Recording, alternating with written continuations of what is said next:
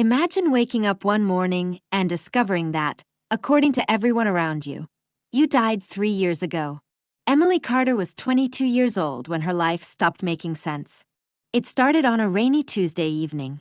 She was driving home from work when her phone suddenly rang.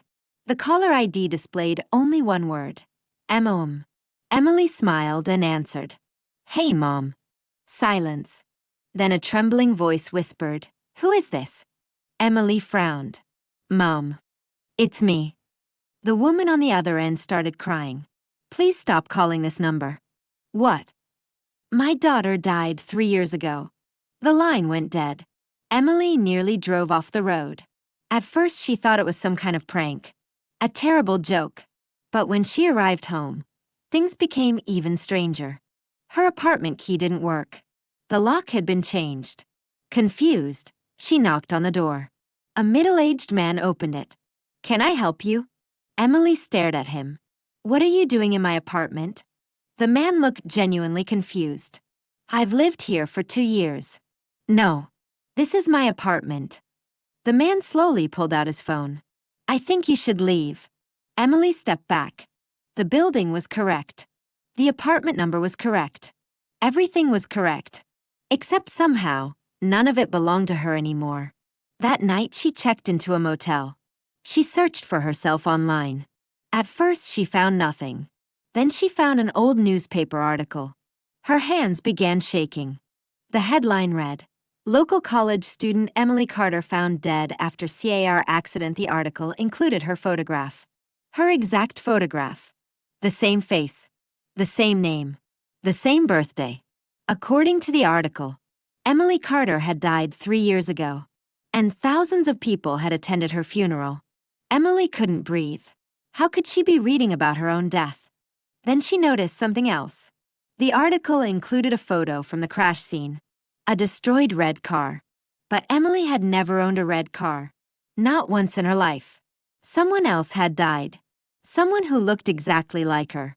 Or someone had made the entire world believe she was dead. At 2:17 a.m., her motel room phone rang. She answered. A distorted voice said only 6 words. "You were never supposed to come back." Then the call ended. To be continued. Emily stood frozen in the motel room, staring at the dead phone. "You were never supposed to come back." Those words kept repeating in her mind like a broken record. She didn't sleep that night. Instead, she searched everything she could find about herself. Old records, social media, news archives. And then she found something strange. A second Emily Carter. Same name, same age, same city, but different school, different friends, different life. Emily felt her stomach drop. It was like someone had copied her identity and then split it into 2 versions. The next morning, she decided to go back to the university mentioned in the article about her death. Maybe someone there could explain what was happening. When she arrived, people started staring at her immediately. Whispers followed her through the hallway. "That's her. No, it can't be. She's dead." Emily approached a group of students. "Do you know me?" A girl stepped back, terrified. "You were in the accident." "What accident?" "The one that killed you." Emily felt anger rising. "I'm alive. I'm standing right here." But no one looked convinced. Instead, one of the students pulled out a photo. Emily took it. It showed her lying unconscious in a crashed car. The same image from the article. But this time, there was something new. A shadow in the background. A person standing near the crash. Watching. Emily zoomed in. The face was blurry. But familiar. Too familiar. It looked like her. Her exact face.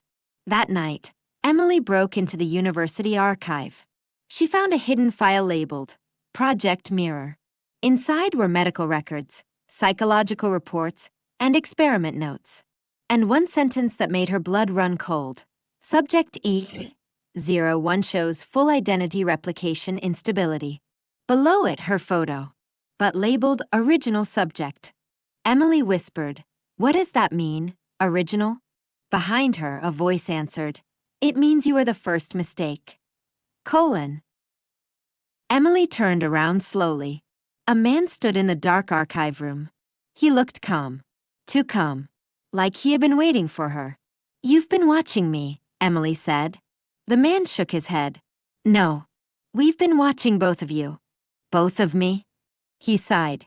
"You're not the only Emily Carter." Emily stepped back. "That's impossible." He handed her a file. Inside were hundreds of documents. Hundreds of versions of her life. Different choices. Different memories. Different deaths. "You are part of an experiment called Mirror," he said. "We tried to create stable human identity copies. But something went wrong." Emily's hands were shaking. "What went wrong?" "You started remembering the other versions." Suddenly, everything clicked. The second Emily. The strange photos. The feeling that something didn't match. She wasn't losing her mind. She was remembering lives she never lived. The man continued. "The original Emily Carter died 3 years ago. But her brain pattern was copied into multiple reconstructed identities. You are one of them." Emily felt like the ground disappeared under her feet. "So I'm not real?" He hesitated. "That depends on what you call real." Suddenly, alarms started ringing. Red lights filled the archive. The man cursed. "They know you're here." "Who?" But he didn't answer. He grabbed her arm. "We have to leave. Now." They ran through the corridors as doors slammed shut behind them. Voices echoed over loudspeakers. Subject E01 has activated memory convergence state. Contain immediately.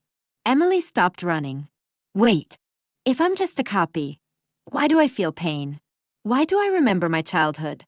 The man looked at her. "Because every copy thinks it's real." She pulled her arm away. "Or maybe I am real." A long silence. Then the man said something quietly. "There is one way to find out." He handed her a gun. Emily froze. "What is this?" "If you can choose not to run, not to survive, then you are human." Emily stared at it.